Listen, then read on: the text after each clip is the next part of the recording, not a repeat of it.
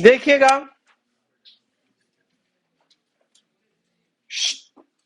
Last आवाज नहीं, topic लिखो,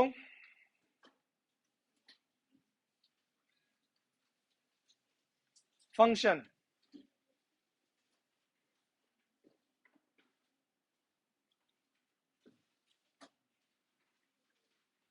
मोस्ट इंपॉर्टेंट टॉपिक है आपका,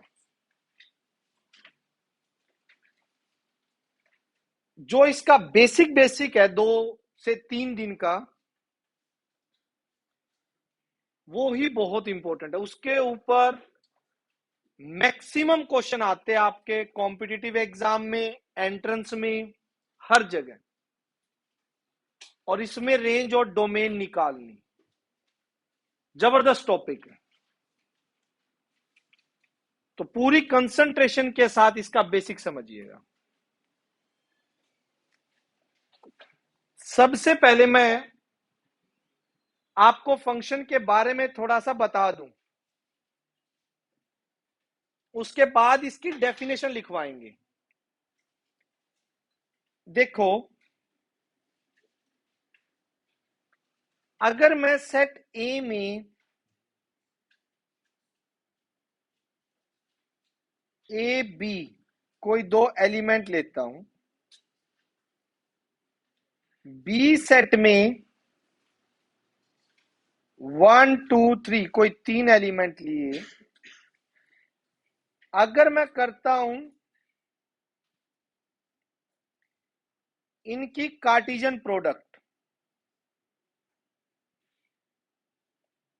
ए B 1 2 3, A cross B, Cartesian product में क्या आएगा? A1 A2 A3, A1 A2 A3, B1 B2 B3। ठीक है, ये इसकी कार्टेशियन प्रोडक्ट है। अगर मैं रिलेशन की बात करूं, कार्टेशियन प्रोडक्ट भी अपने आप में रिलेशन होती है, सबसे बड़ा रिलेशन होता है इवन कार्टेशियन प्रोडक्ट जो हमने अभी अभी की है। बट ए बी 1 2 3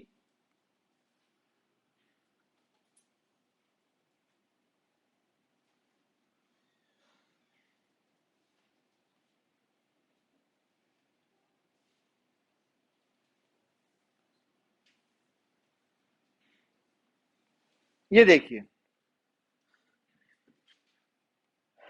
अभी मैं क्या कर रहा हूं, एक रिलेशन बना रहा हूं ए टू बी। A1 के साथ रिलेटेड है, A2 के साथ रिलेटेड है, B3 के साथ रिलेटेड है, या A1 के साथ है सिर्फ, B2 के साथ है, 3 के साथ है। ठीक है, ये सीन है। क्या कार्टेशियन प्रोडक्ट एक रिलेशन को रिप्रेजेंट कर रही है? मैं पूछूं तो यस, कार्टेशियन प्रोडक्ट सबसे बड़ा रिलेशन होता है। क्या ये एक रिलेशन है? यस, ये एक रिलेशन है, क्योंकि कार्टेशियन प्रोडक्ट का सबसेट है। A1 से रिलेटेड है, A2 से रिलेटेड है, B3 से रिलेटेड है, 3 ऑर्डर्ड पेयर आएंगे।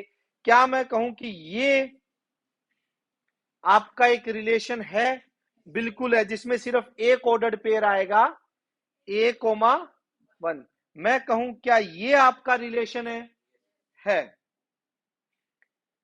इस तीनों में एक चीज नोट कीजिए, यहां का जो एलिमेंट ए है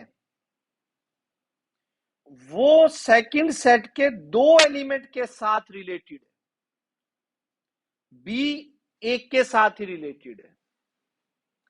अगर इस रिलेशन में मैं बात करूं, फर्स्ट सेट का एक ही एलिमेंट सेकंड सेट के एक एलिमेंट के साथ रिलेटेड है, जो बी एलिमेंट है वो किसी के साथ रिलेटेड ही नहीं है। यहां बात करूं तो ए किसी के साथ रिलेटेड नहीं है और बी जो है ठीक है 2 और 3 के साथ रिलेटेड है। फंक्शन के लिए मैं आपको एक डेफिनेशन के लिए एक एग्जांपल देता हूं। जब भी आपको फंक्शन चेक करना हो, ये वैसे याद करने का तरीका है जैसे मैंने रिफ्लेक्सिव सिमेट्रिक ट्रांजिटिव में दोस्ती वाला एग्जांपल दिया था ना एक, ठीक है, वैसे ही यहां पे ये याद करने का एक तरीका है समझने का। आप ये समझिएगा कि पहला सेट हर स्टूडेंट का सेट है और दूसरा सेट स्कूल्स का सेट है। स्टूडेंट्स आगे, इसमें बहुत सारे स्कूल्स आगे, कोई दिक्कत नहीं। फंक्शन की डेफिनेशन समझने के लिए इतना समझ लो कि हर बच्चे का स्कूल में जाना कंपलसरी है। एक बच्चा दो स्कूल में नहीं जा सकता। एक बच्चा दो स्कूल में, सारे बच्चे एक स्कूल में तो बस, ये फंक्शन अभी पता लग जाएगा ये चीज क्या है। क्या क्या बताई? फर्स्ट सेट में सारे स्टूडेंट हैं, इसका मतलब हर बच्चे का स्कूल जाना जरूरी है। जैसे कि इसमें दोनों बच्चे स्कूल में जा रहे हैं, मतलब किसी के साथ रिलेशन बना रहे हैं। इसमें बी स्कूल में नहीं जा रहा, तो ये फंक्शन नहीं। अभी फर्स्ट पे भी आऊंगा, वापस आऊंगा। पहले तो ये देख रहा हूं, इसमें नहीं है क्योंकि ये स्कूल में नहीं जा रहा। हर बच्चे का स्कूल में जाना तो कंपलसरी है। अब फर्स्ट वाला देखो, एक बच्चा दो स्कूल में जा रहा है, लीगल है इलीगल है? तो ये भी फंक्शन नहीं हुआ। नीचे वाले में दोनों ही है, एक बच्चा स्कूल भी नहीं जा रहा और एक बच्चा दो स्कूल में जा रहा है। और अगर मैं ये बोलूं ये दिस और दिस, क्या ये फंक्शन है? स्कूल खाली है, रहने दो। हाँ, बच्चा कोई ऐसा नहीं रहना चाहिए जो किसी स्कूल में ना जाता हो। बहुत से स्कूल पीछे बैन भी हुए थे जिनमें सिर्फ 3-3 4-4 टीचर थे और 2-2 बच्चे थे। स्टाफ बच्चों से ज्यादा था। मर्ज भी किए हैं वो काफी ज्यादा। गुजरात में 342 स्कूल बंद किए थे ऐसे। एक गांव में अभी भी होगा, आप सुनते भी होंगे, एक गांव में 4-4 स्कूल है। किसी हमारे गांव में खुद मैं बताऊं तो 3 स्कूल तो मुझे ही पता है। गर्ल्स का अलग है, बॉयज का अलग है, प्राइमरी अलग है। एक स्कूल, एक गांव की बात कर रहा हूं, एक गांव में कितने बच्चे होंगे? कई स्कूलों में स्टाफ बच्चों से ज्यादा होता है। वही तो बात है ना। आधे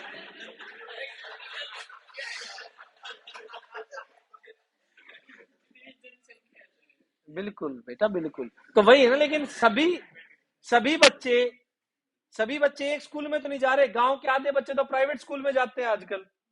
सरकारी स्कूल में आधे जाते हैं, आधे में भी 3 स्कूल है आसपास, अगले स्कूल अगले गांव में अगला स्कूल मिलेगा। ठीक है, तो बहुत सारे ऐसे स्कूल है जिनमें बच्चे कम है, तो स्कूल खाली रहे कोई दिक्कत नहीं, हमें ना जाए उसके लिए फंक्शन का कोई चक्कर नहीं है।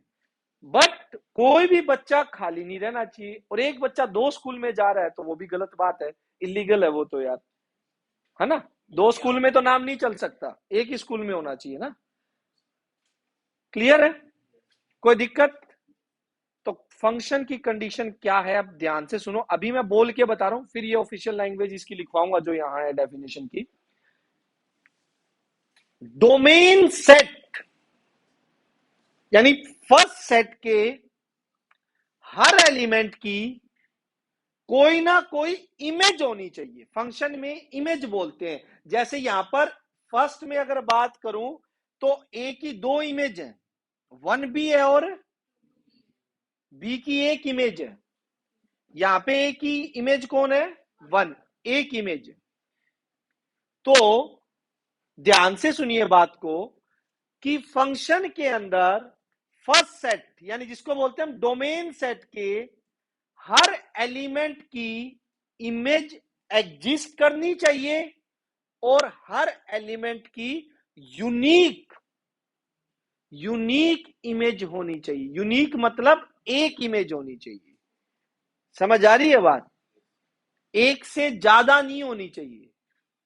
यानी एक बच्चा दो स्कूल में नहीं जाना चाहिए। अगर मैं आपको ये एग्जांपल देके बताऊं, यहां देखिए, अब बताना ये फंक्शन होगा या नहीं होगा।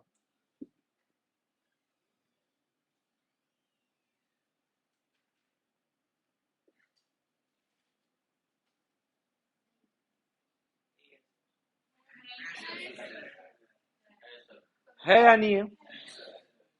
क्यों है? एक ही स्कूल में चले गए, कोई एक दो में तो नहीं जा रहा। Each and every element of set first, बाद में हम डोमेन सेट भी बोलना स्टार्ट कर देंगे। डोमेन क्या होते थे? फर्स्ट सेट के वो एलिमेंट बनाए। यहां हर एलिमेंट का रिलेशन बनाना, तो इसको नॉर्मल सेट की बजाय डोमेन सेट भी तो बोल सकते हैं। तो ये डोमेन सेट का हर एक एलिमेंट को डोमेन सेट के, ठीक है, हर एक किसी ना किसी एलिमेंट से अटैच जरूर होगा, उसके साथ रिलेटेड होगा, और कोई भी एक एलिमेंट की दो इमेज नहीं होंगी। Each and every element of set first has its unique image in codomain set. अब इसकी डेफिनेशन लिखवाता हूं, लिखिएगा, ध्यान से लिखिए क्या है।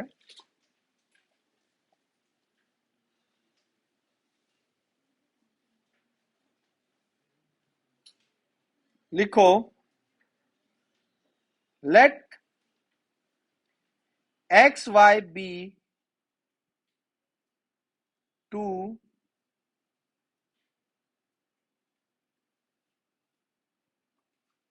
नॉन एम्प्टी सेट्स ए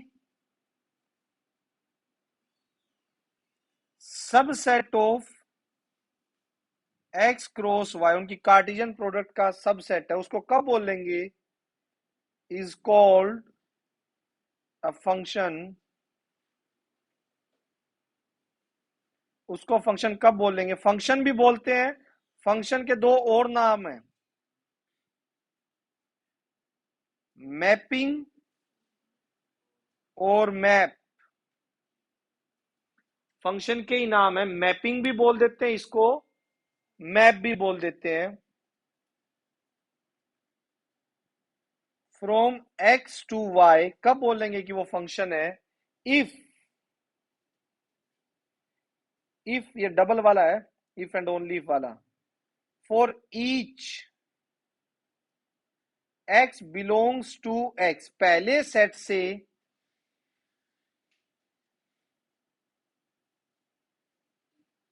जितने भी एक्स वाई, जितने भी एक्स बिलोंग करेंगे फर्स्ट सेट से,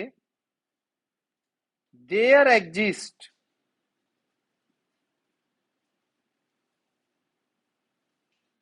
अ यूनिक वाई, अकेला एक वाई होगा, unique Y belongs to Y,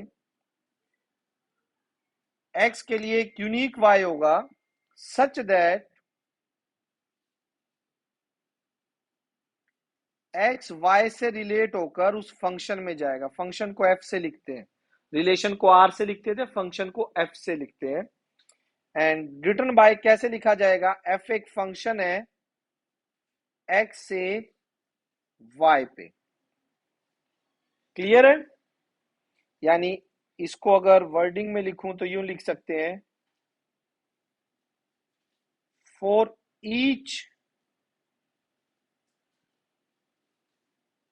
element of, या रुको, for each X belongs to X, there exist का सिंबल है उल्टा ही, there exist Y belongs to Y, हर एक्स के लिए कोई वाई बिलोंग करेगी, such that X Y relation function में जाएंगे, and no to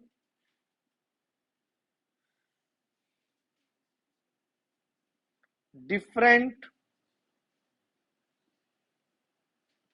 ordered pair in F have the same first component. मतलब दो ऑर्डर पेयर का कंपोनेंट पहले वाला सेम हो गया, जैसे देखना एक्स वाई और एक्स बी, एक्स वाई और एक्स बी अगर दो सेम हो गए तो इसका मतलब एक्स की कितनी इमेज होगी, एक तो वाई और एक बी, यानी एक्स कितने स्कूल में भाग गया, जो कि पॉसिबल नहीं होगा, नहीं होना चाहिए। समझ आई कहानी? कहानी समझ आई बेटा? देयर एग्जिस्ट,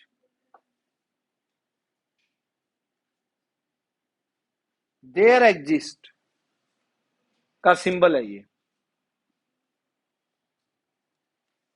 क्लियर है? यस और नो? हाँ, फंक्शन के लिए यही देखेंगे। ठीक है, वो फिर इनवर्स फंक्शन हो जाएगा, उल्टा देखेंगे तो उसमें भी हमें देखना सिर्फ फर्स्ट सेट को है। हमारा जो भी पहले लिखा होगा वो स्टूडेंट का बन जाएगा, और जो सेकंड में लिखा होगा सोचने के लिए वो स्कूल का बनेगा। क्या चीज? फंक्शन वाला अब समझ आ जाएगा, यही चीज अब समझ आ जाएगी, क्योंकि अब मैं इसकी मेरे अकॉर्डिंग डेफिनेशन एक सिंपल लाइन में लिखवाता हूं। सुनो, this be set A, this be set B. R एक रिलेशन है A to B, relation R from A to B is said to be function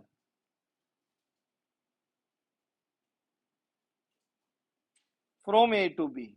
भाई किसी भी रिलेशन को, रिलेशन तो सारे ही हो सकते थे ना, किसी भी रिलेशन को फंक्शन कब कहा जाएगा? इफ, ये लाइन देखो सिर्फ, ये इंपॉर्टेंट है, every element of set A has its unique image in set B. लो, बिल्कुल ही सिंपल डेफिनेशन करवा दी, दो वर्ड पे फोकस, एवरी और यूनिक, बस एवरी और यूनिक, हर एलिमेंट की और एक ही होनी चाहिए, किसी एक की दो नहीं होनी चाहिए, एवरी और यूनिक पे काम करेंगे। चिन्मयी, कहानी समझ आ गई या नहीं आई? बताइए भाई, क्लियर हुआ कि नहीं? पक्का? ठीक, यहां पे ध्यान से देखिए, यहां पे मान लीजिए x है और ये y है, तो क्या बोलेंगे? y को बोलेंगे y is, yes, image of x।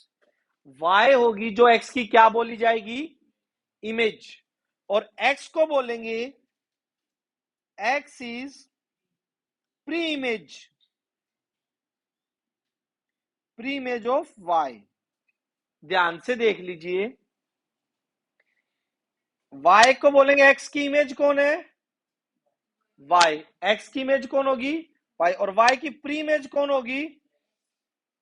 y की प्री इमेज कौन होगी भाई? x। क्लियर है? कोई दिक्कत किसी तरह की? पक्का?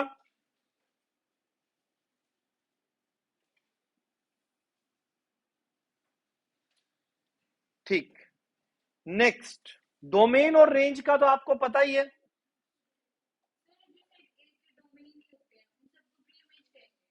हाँ, इन एलिमेंट्स की, यहाँ पे जो एलिमेंट होंगे ना जिनसे जुड़े होंगे उनकी प्रीमेज बोला जाएगा। अब जैसे उनको ही बोलेंगे ना, उनकी प्रीमेज हो जाएंगे ये वाले। क्या चीज? वाई क्या कह रहे हो? वाई तो इमेज होगी एक्स की, और एक्स प्रीमेज होगी। हाँ वही। क्या चीज? इमेज बोल सकते हैं, वैसे फंक्शन के केस में बोलते हैं हम इमेज और प्री इमेज। स्टूडेंट जो है वो प्री इमेज है स्कूल की, और स्कूल जो है स्टूडेंट की इमेज है एक तरीके से, अगर मैंने जो एग्जांपल दिया उसके अकॉर्डिंग समझाऊं तो। ठीक है। अब एक बात बताइए, यहां पे मैं एक फंक्शन लेता हूं, जैसे मैंने एक फंक्शन लिया एफ एक्स,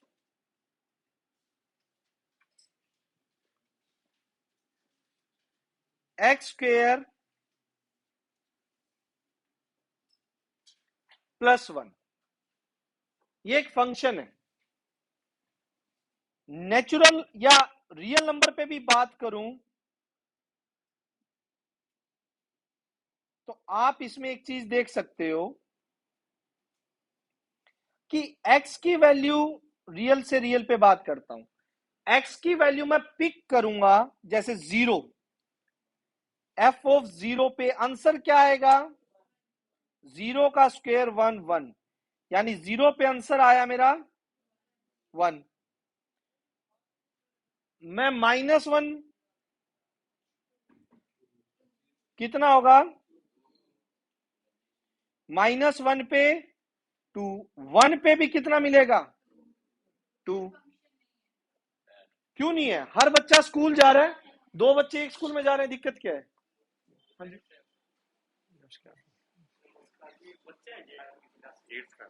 जी हाँ, वैसे हम सोच रहे थे भी साथ में कि ये बोले कि आप हाँ जी, बस वो रिकॉर्डिंग चल रही होती है ना सर हाँ साथ। जी हाँ, जी सर। तो 8th क्लास का है, वो मैथ्स और साइंस करना चाहते हैं।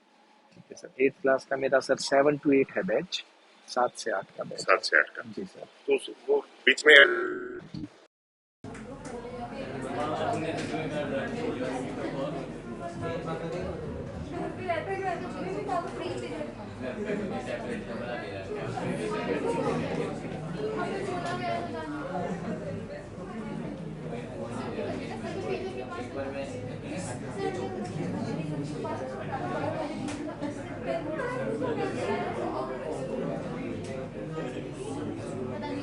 भाई आपसी में बात कर ले, लेडी की बैटरी को है इतना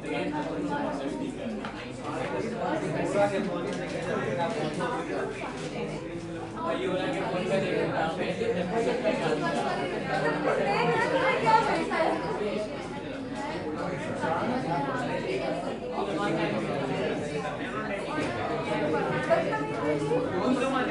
देखो ये बदतमीजी और मेरा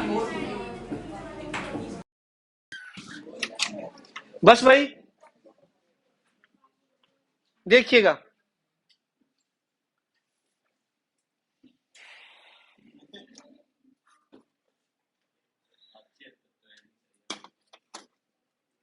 करूंगा आज 5 मिनट पहले बात करूंगा। ठीक है, ये हो गया सभी से। 0 की इमेज क्या होगी? -1 की क्या होगी? 1 की क्या होगी? और 2 क्या हो गया? -1 और 1 की, और 2 की प्री इमेज बोले तो कितनी है? प्री इमेज 2 की। अच्छा एक बात बताओ, जो एफ एक्स की वैल्यू आ रही है, क्या आपको ये नहीं लग रहा कि वो एक्स पे डिपेंड कर रही है? वो एक्स पे डिपेंड कर रही है। एक्स की आप डिफरेंट डिफरेंट वैल्यू उठाएंगे और एफ एक्स की डिफरेंट डिफरेंट वैल्यू आती जाएगी। यानी यहां पर अगर मैं एक बात करता हूं इंडिपेंडेंट वेरिएबल, और एक बात करता हूं डिपेंडेंट वेरिएबल,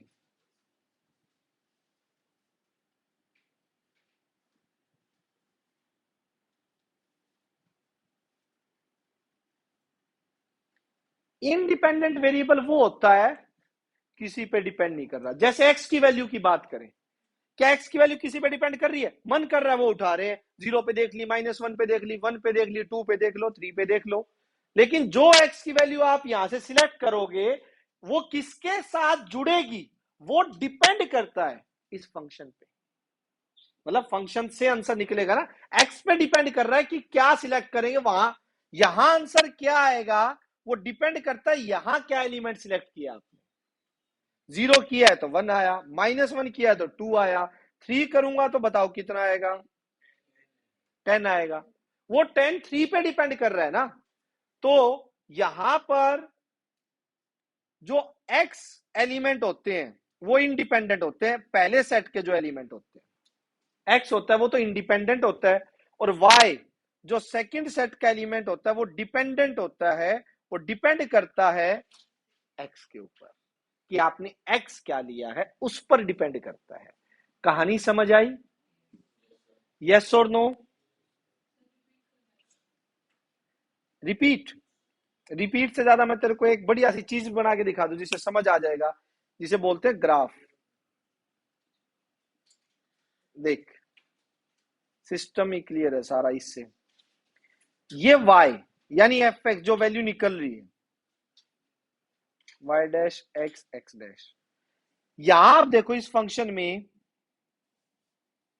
अगर x 0 है तो आंसर क्या आया? 1। अगर x आपका 1 है, आंसर कितना आया? 2। देखो 1 था तो 2 नहीं आया यार, 1 पुट किया।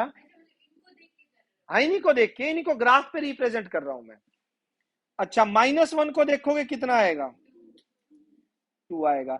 आपको बता दूं ये ग्राफ भी पैराबोला बनेगा, क्योंकि क्वाड्रेटिक इक्वेशन है, याद करो 10th में पढ़ाया था क्वाड्रेटिक इक्वेशन का ग्राफ कैसे बनता है।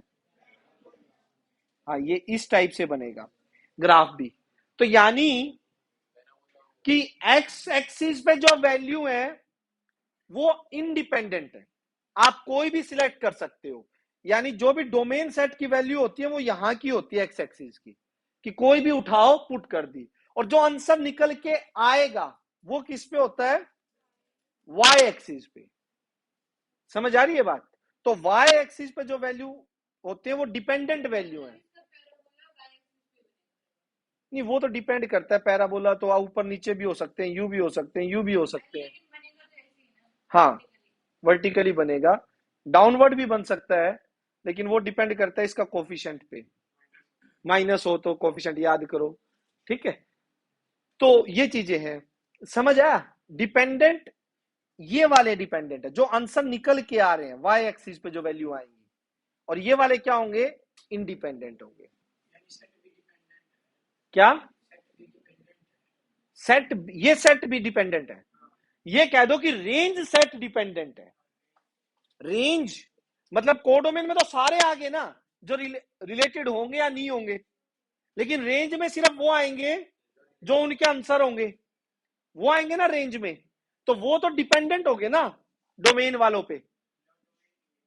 हाँ, डोमेन इंडिपेंडेंट होगी, रेंज जो होगी वो डिपेंड करेगी। कहानी समझ आ रही है नहीं आ रही? ठीक है जी। y जो x की इमेज है, जैसे 0 की इमेज क्या है? 1 है, 1 की इमेज क्या है? 2 है। समझ आ रही है बात? अगर मैं 3 रखूं, 3 की इमेज क्या आएगी? 3 की इमेज क्या आएगी? कहीं ऊपर जाके 10 आएगी। आ रही है बात समझ?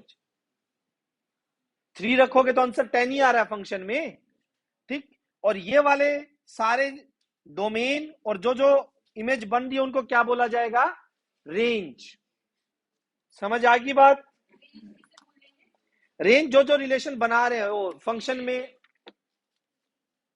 को डोमेन के वो एलिमेंट, वो स्कूल जिनमें बच्चे जा रहे हैं, वो स्कूल जिनमें बच्चे वो रेंज में आएंगे। को हाँ, सारे स्कूल आ गए उसमें तो, ठीक है। पीछे किंग बातें नहीं, ठीक है। नेक्स्ट, यहां देखिए डायग्राम से तो मैंने आपको बता दिया है।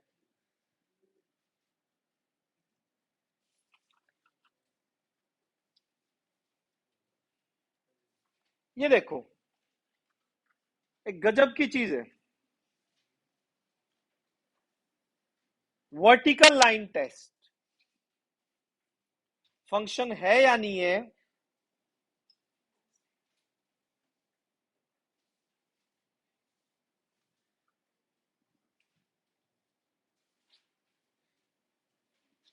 बहुत ही गजब का क्वेश्चन है ये, और ये एमसीक्यू में मैं पक्का देता हूं हर साल टेस्ट में बच्चों को।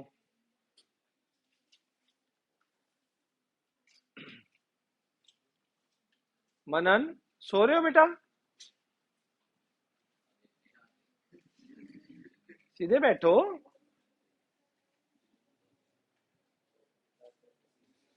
बस आवाज नहीं।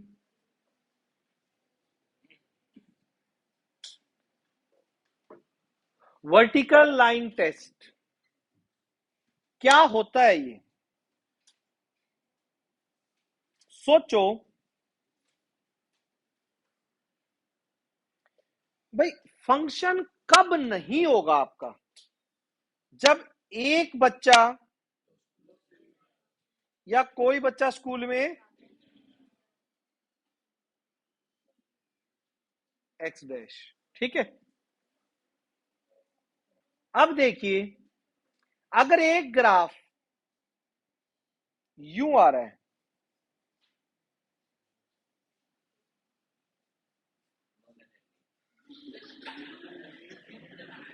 शाबाश, ये देखो ध्यान से, एक ग्राफ यूं आ रहा है और आपको सिर्फ ये ग्राफ देके पूछ लिया कि ये फंक्शन का ग्राफ हो सकता है या नहीं हो सकता, तो आप कैसे बताओगे? कोई वैल्यू नहीं दी, कुछ भी नहीं दिया है, नहीं हो सकता। क्यों नहीं हो सकता गर्व? एक सेकंड, क्यों है?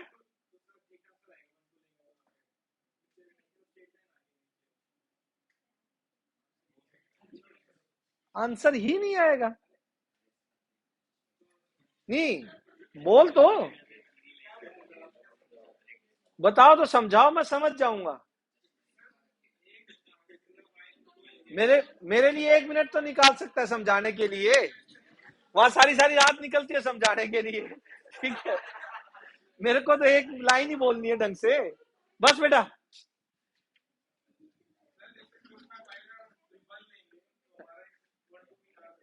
X12 आ सकता है, बोल तो ठीक रहा है, तेरे को समझाना नहीं आ रहा। सुन, आप एक बात बताओ। हाँ, ये एग्जैक्टली ये वर्डिंग होनी चाहिए। ये देखो, यहां का कोई, ये कोई बच्चा है, मान लो X1 है। आपको पता है इस फंक्शन के थ्रू उसके कितने आंसर आ रहे हैं? ये वर्टिकल लाइन टेस्ट, यानी वो उसका आंसर ये भी आ रहा है, उसका आंसर ये भी आ रहा है, उसका आंसर, उसका आंसर, उसका आंसर, मतलब ये वाला भी। तो यानी है क्या,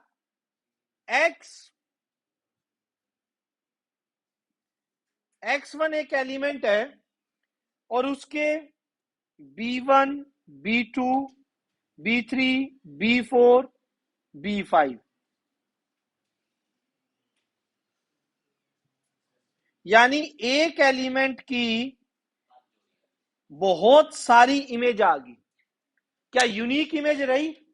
एक बच्चा एक स्कूल में जा रहा है, 5 में जा रहा है यहां तो वर्टिकल लाइन टेस्ट इसे ही बोलते हैं। वर्टिकल लाइन टेस्ट क्या होता है कि भाई आपका जो भी ग्राफ है और आप कोई भी किसी भी पॉइंट पे वर्टिकल लाइन ड्रॉ करते हो और वो ग्राफ को एक से ज्यादा पॉइंट पे कट कर देना, समझ लेना वो फंक्शन है। क्योंकि अगर वो 2 पॉइंट पे टच करगी, ग्राफ मान लो आपका यूं की बजाय यूं भी हो, ग्राफ आपका यूं है,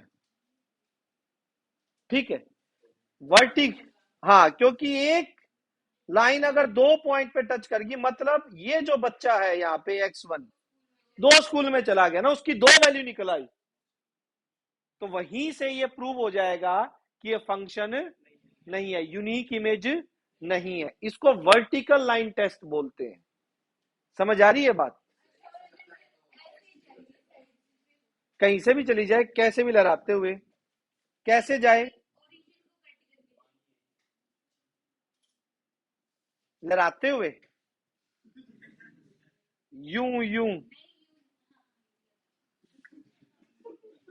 यूं जाए, रुक जाओ,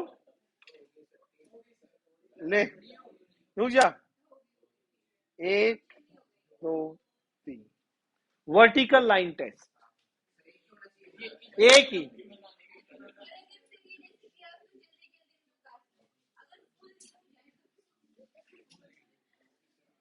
फुल यूं, आवाज नहीं,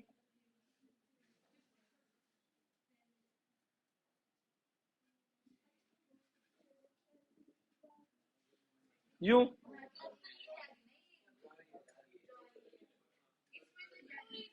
कहीं भी हो गया ना, कहीं भी ऐसा पॉइंट मिल गया, कहीं भी आपको ऐसा पॉइंट मिल गया जहां पर एक पॉइंट पर एक से ज्यादा वैल्यू आ रही है, वही फंक्शन नहीं होगा।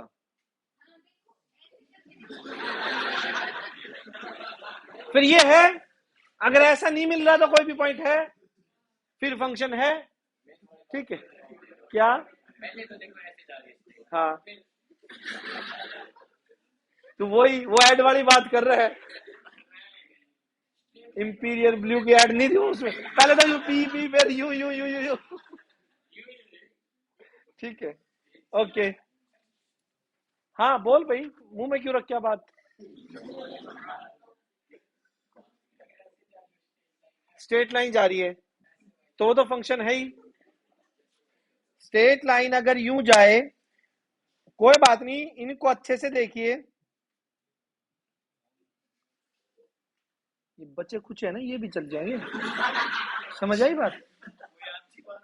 मैं बता रहा हूं, ध्यान रखिए।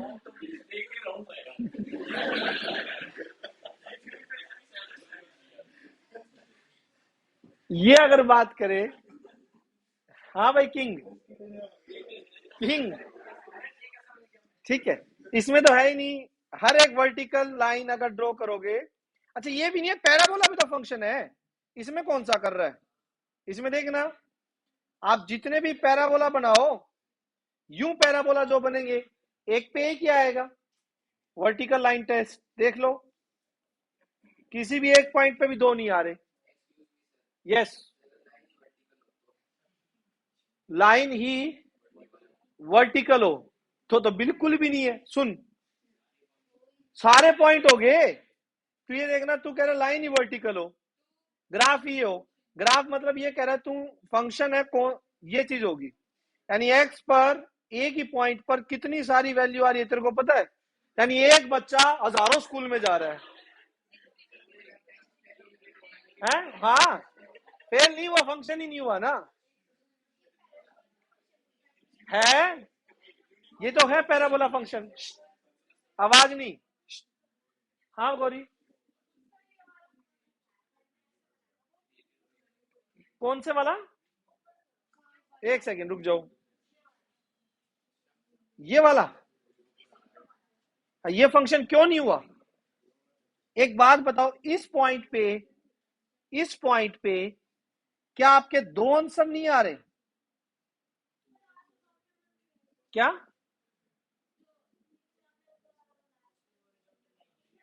अरे चुप हो जाओ यार, किंग चुप,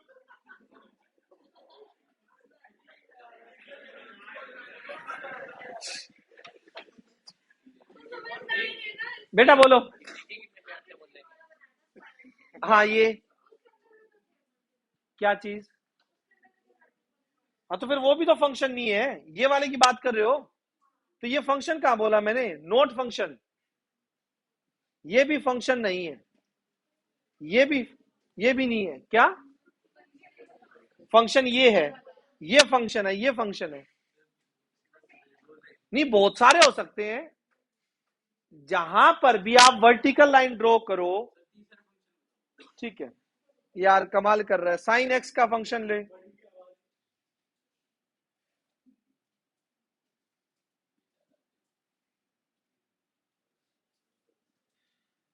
ये कर्व यू कर्व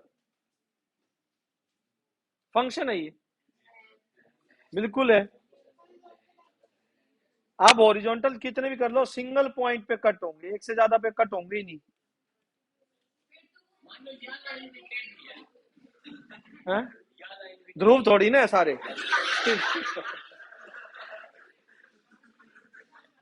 हाँ बेटा, हाँ हाँ बिल्कुल है।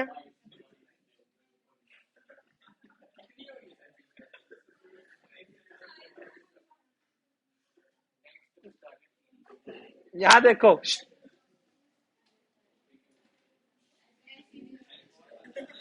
ये तूने तो कहा कि अगर कर्व होंगे, कर्व होंगे तो वो फंक्शन होंगे। अरे यार, सब्जी मंडी है क्या? है बेटा, कितने के बिके आलू? मैं कह रहा हूँ सब्जी मंडी बना रखी है, वो आपस में बोल रहे हैं। मत करो ना बात।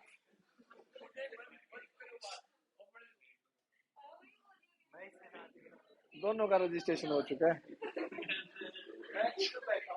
बस बस बेटा, पहले तो आपका जो क्वेश्चन था, ये फंक्शन है, ठीक है, ये फंक्शन है। कहीं भी किसी भी पॉइंट पर, अगर यहां पर एक सिंगल पॉइंट पे दो इमेज आ ही नहीं रही है, समझ आ गई बात? ठीक है, अब देखो। हाँ जी, क्या बेटा? कट ना करे तो उस पॉइंट पे वो बच्चा स्कूल नहीं जा रहा, तो वो फंक्शन नहीं होगा। ये देखो, एक ओवरलैप नहीं करनी चाहिए। ये अगर ओवरलैप नहीं कर रही ना कहीं भी, आगे बढ़ते जा रहे हैं, तो फंक्शन है। नहीं, नहीं है, ये नहीं है यार। दिखा, ये देख, पेन देना।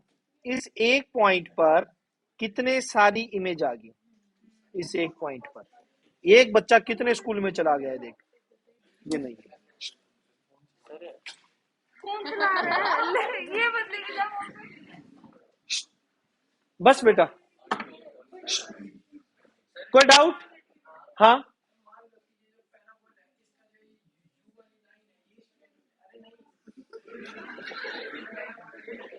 हाँ हाँ, ये यूं, फिर नहीं होगी ना, स्ट्रेट लाइन होते ही तो होगा नहीं यार। अगर यूं कह रहा है तू, यूं हो जाए, तो ये यूं।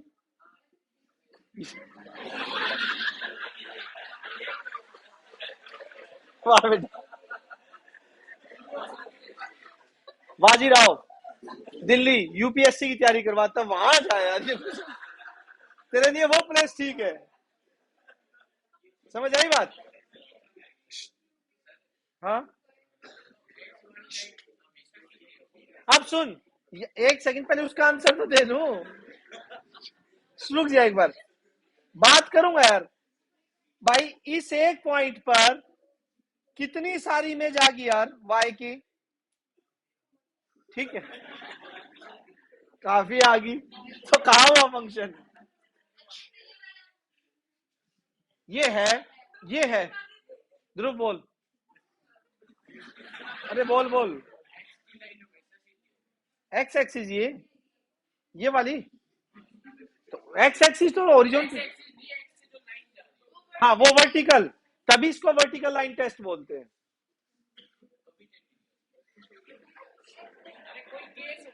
नहीं, टेस्ट के लिए स्ट्रेट लाइन रहेगी। क्लियर? किसी को कोई कंफ्यूजन? ओके बच्चों, अब स्टार्ट होते हैं आपके, आवाज नहीं,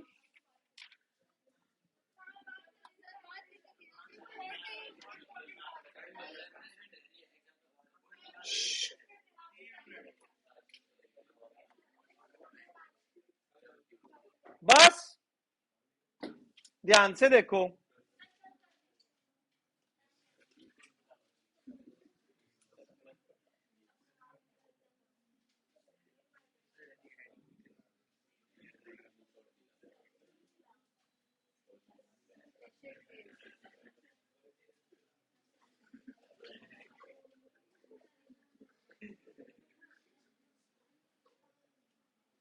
देखिए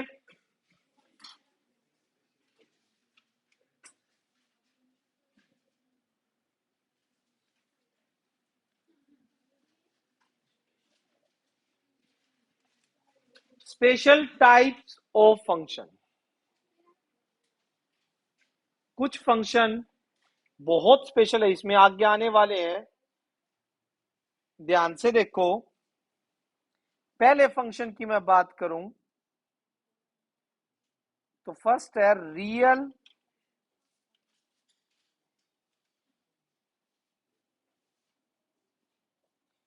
वैल्यूड फंक्शन।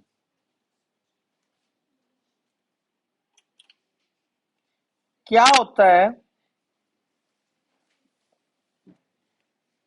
लिखिएगा,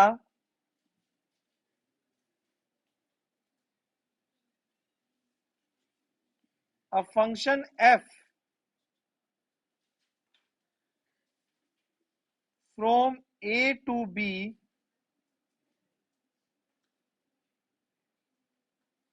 where a and b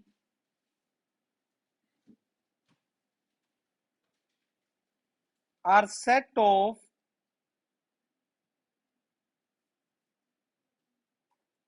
real number is called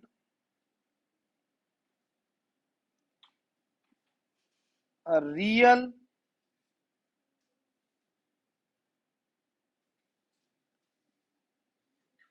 value function.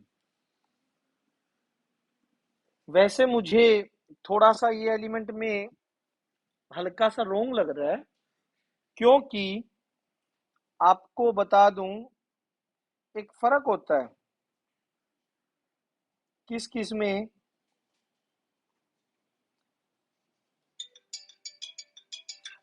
Real function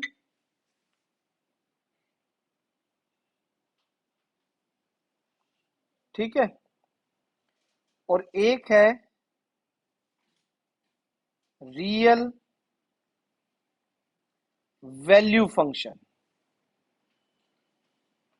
जो इसने डेफिनेशन दी है वो रियल फंक्शन की है। रियल फंक्शन उनको बोलते हैं जब ये सेट भी, पहला सेट भी रियल नंबर का सेट हो, इसमें भी रियल नंबर आए, और सेकंड सेट में भी रियल नंबर आए। दोनों सेट में नंबर कैसे आए, real number. Real value function में सिर्फ जो वैल्यू हो वो रियल नंबर का सेट हो, क्यों, जो वैल्यू निकल के आए, जो फंक्शन रियल वैल्यू दे। रियल फंक्शन में दोनों ही रियल नंबर। अब फॉर एग्जांपल मैं एक फंक्शन बनाता हूं एक्स स्क्वेयर का। आपको पता है 1 का स्क्वेयर 1, 2 का स्क्वेयर 4, 3 का स्क्वेयर 9। इधर भी रियल नंबर होने चाहिए, उधर भी रियल नंबर होने चाहिए। और रियल वैल्यू फंक्शन में यहां पे ये हो सकते हैं, ये रियल नंबर में नहीं आते हैं, ये किस में आते हैं, इमेजिनरी नंबर में। याद करो 10th क्लास में भी जब डिस्क्रिमिनेंट नेगेटिव बनता था तो हम लिखते थे real root does not exist. Root के अंदर नेगेटिव वाले, आयोटा वाले इमेजिनरी नंबर होते हैं, और इसका स्क्वायर करोगे तो आंसर कितना आएगा, -1। रियल ही आया ना, समझ आ रही है बात, यस और नो, क्लियर है कहानी।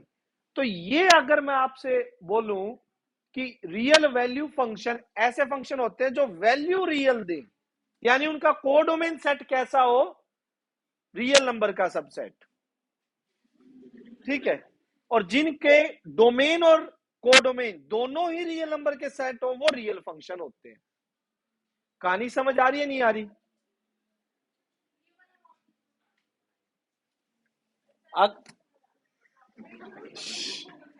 जी बेटा, मैं सिर्फ ये कह रहा हूं, अगर आपने फंक्शन समझते टाइम, करते टाइम, रिलेट करते टाइम, अगर आप उठा भी एलिमेंट रियल से रहे हो, फंक्शन में पुट करके जो आंसर आ रहा है वो भी रियल आ रहा है, रियल से उठा के रियल आ रहा है, तो रियल फंक्शन हो गया। वो रियल वैल्यू कब हो गया?